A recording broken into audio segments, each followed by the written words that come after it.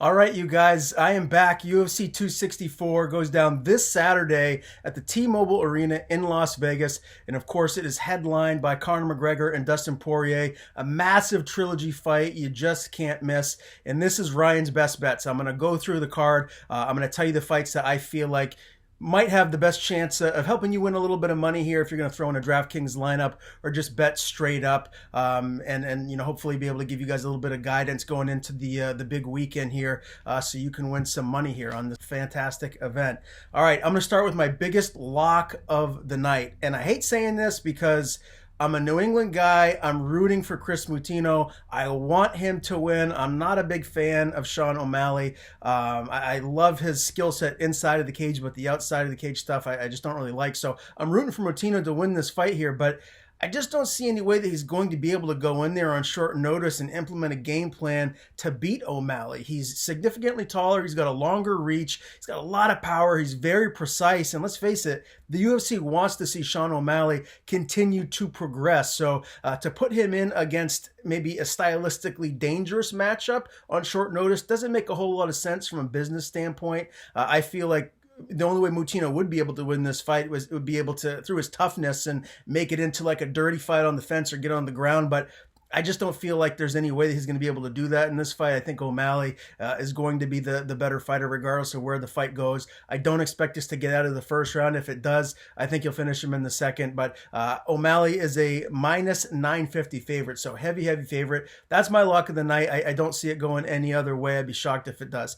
All right, another fight that I'm pretty high on. I'm not as confident as O'Malley winning, but I'm still pretty confident in Tai Tuivasa beating Greg Hardy. Look, Greg Hardy is a phenomenal athlete, all-pro defensive player in the NFL, but he hasn't been training in the fight game as long as someone like Tai Tuivasa. This is a big step up in competition for Hardy. I like what he's doing training with Dean Thomas. That's as good as it gets, and one of the phenomenal fighter, one of the best coaches around.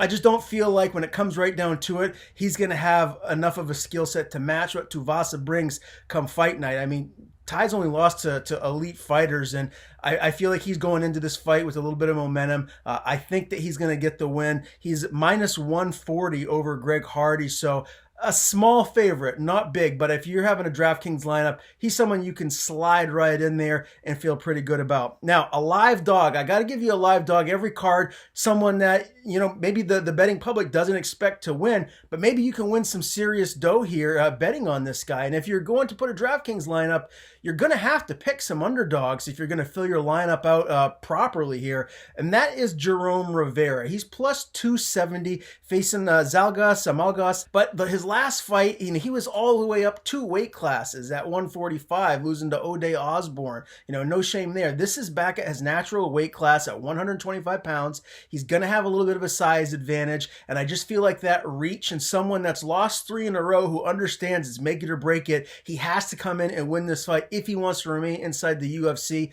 That's a dangerous proposition for whoever the opponent is. So I would roll the dice here. I would slide Jerome Rivera into a lineup, or maybe just bet out a little bit of money straight up, because I do feel like he's got a good chance at winning this fight. Now, another guy that I really like, this is probably the fight that, outside of obviously the main event, that I'm looking forward to most, and it's the co-main event. Stephen Wonderboy Thompson, Gilbert Burns.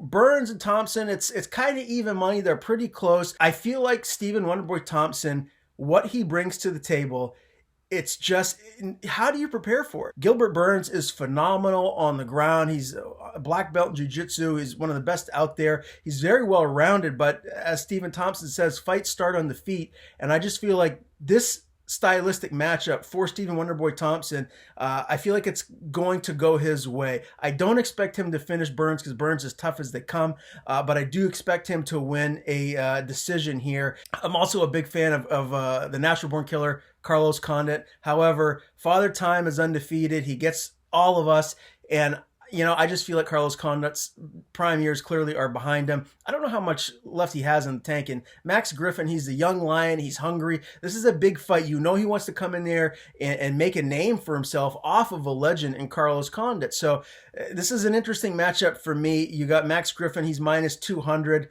I think he's going to finish Condit. I really do. I hate saying that because I love watching Carlos Condit fight, but this is a big big showcase for Max Griffin to get an impressive win here to let his career within the UFC evolve. So I'm going Griffin here on this one. Now, the main event, look, it's basically a pick'em fight. Conor McGregor, Dustin Poirier. It's going to go one of two ways. Either Conor is going to finish him early on in the fight, or if it goes late, you got to give it to Dustin the Diamond Poirier. In a fight like this, against a veteran fighter, against someone who's a dog like Dustin the Diamond Poirier, if this goes late, Conor's going to gas and Poirier is going to turn it up. And that's dangerous for Conor McGregor. So he needs to be very careful. He needs to be very, very precise early on. And we all know that Conor has the knockout power. So look, bet how you want with this one. I'm staying away from it. If I'm doing a DraftKings lineup, I could slide either one of these guys in there. But this is a pick'em fight. If it ends early, I got Conor. If it ends late or goes the distance, I'm going Poirier.